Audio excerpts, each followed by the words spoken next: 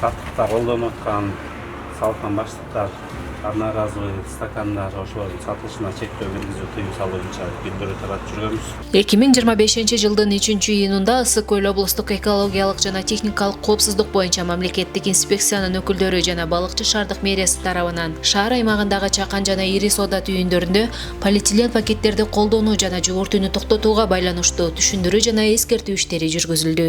Бүгүнкү күнү Балыкчы шаарынын аймагында пластикалык буюмдардын сатылышына чектөө киргизүү боюнча ишкерлерге түшүндүрүү иштери жүргүзүлүп, эскертүү баракчалар таратылып атат.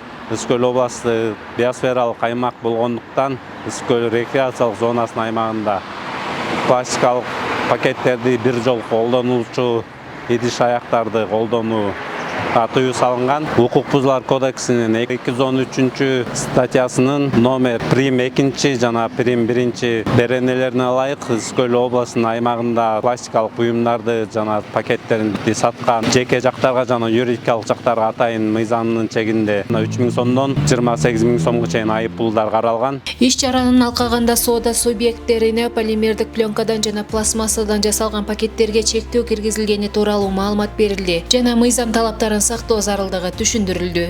Азыр пластик пакеттер, пластик идиштер, желим баштыктар, желим общем желим буюмдарга тыюу салынып атканына байланыштуу биз ушу дүкөндө иштегендер биз дагы ошону колдойбуз.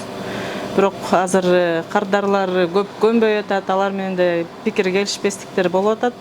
Буюрса оңунан чечилип, адамдар ошолорго көнөт деп, ошону колдойт деп ойлойбуз. Бул биздин буюрса келечектеги экологияны, жаратылышты сактаганга чоң салымыбызды ушул аркылуу кошсок дагы биз сактап калабыз деген ойдобуз да. Иш чаранын негизги максаты экологиялык коопсуздукту камсыз кылуу, айлана чөйрөнү, өзгөчө Ысык Көлдүн экосистемасын коргоо болуп саналат. Жакшы пакеттер чыгып, баарын эле ушундай салып элдерде эле көрүнүп калды мисалы.